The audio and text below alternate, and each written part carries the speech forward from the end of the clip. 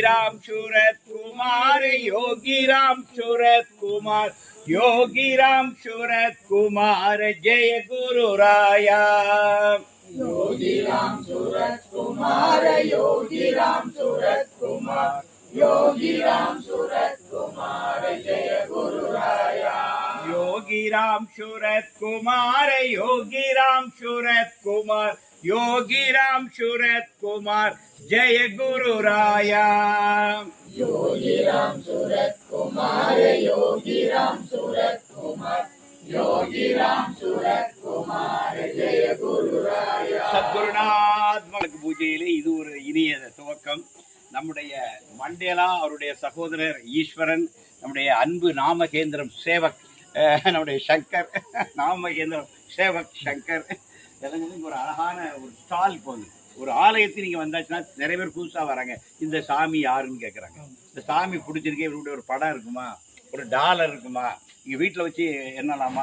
நம்ம குழந்தைகளுக்கெல்லாம் ஒரு பிறந்தநாள் எல்லாம் வருது, நம்ம சாமியுடைய பல பொருட்கள் வச்சிருக்கிறாங்க விற்பனைக்கு. இதை நீங்க வாங்கி கிஃப்டா கொடுக்கலாம், என்னெல்லாமோ வாங்கி கொடுக்குறோம். நம்ம ஒரு கடிகாரமே வாங்கி கொடுப்போம். இங்க யோகி படம் போட்ட கடிகாரம் இருக்கும். நீங்க ஒரு கிஃப்ட் கொடுக்கணும்னு நினைக்கிறீங்க ஒரு கல்யாண வீட்டுக்கு, அதை இங்க வந்து வாங்கு. அதில் சாமி படம் போட்ட ஒரு கடிகாரமா இருக்கும், அதை நீங்க கிஃப்டா கொடுக்கலாம். எனவே நம்ம இது வந்து இப்போ அழகா இப்போ மண்டேலா சொல்லி இந்த ஸ்டால் ஓப்பன் பண்ணியிருக்காங்க.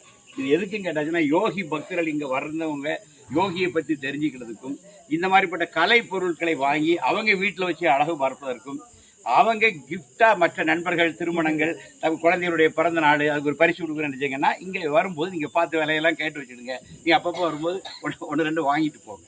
ஏன்னா இப்போ திருவண்ணாமலை ஆசிரமத்தில் பாருங்க ஒரு ஸ்டால் இருக்கும். எந்த ஆசிரமத்தை பார்த்தாலும் அங்கே ஒரு ஸ்டால் தான் முதல்ல இருக்கும். வாசல்ல வாங்கி பாரு, பக்கத்துல ஸ்டாலும் இருக்கும். அது அழகான ஒரு எண்ணம். இப்போ சாமியை அப்படி ஃபாஸ்ட் ட்ராக்ல போறாரு. கும்பாபிஷேகம் முடிஞ்சு எல்லாம் சரியாச்சு. இன்னைக்கு ஒரு ஸ்டால் இன்னைக்கு ஓப்பனிங் இது நடக்குது. எனவே தாய்மார்கள் எல்லாம் இங்க வந்து இதை நம்ம காசு கொடுத்து வாங்கணும். நம்ம அங்க நிறைய ஃப்ரீயா தருவோம், அங்க இருந்ததெல்லாம் ஃப்ரீ.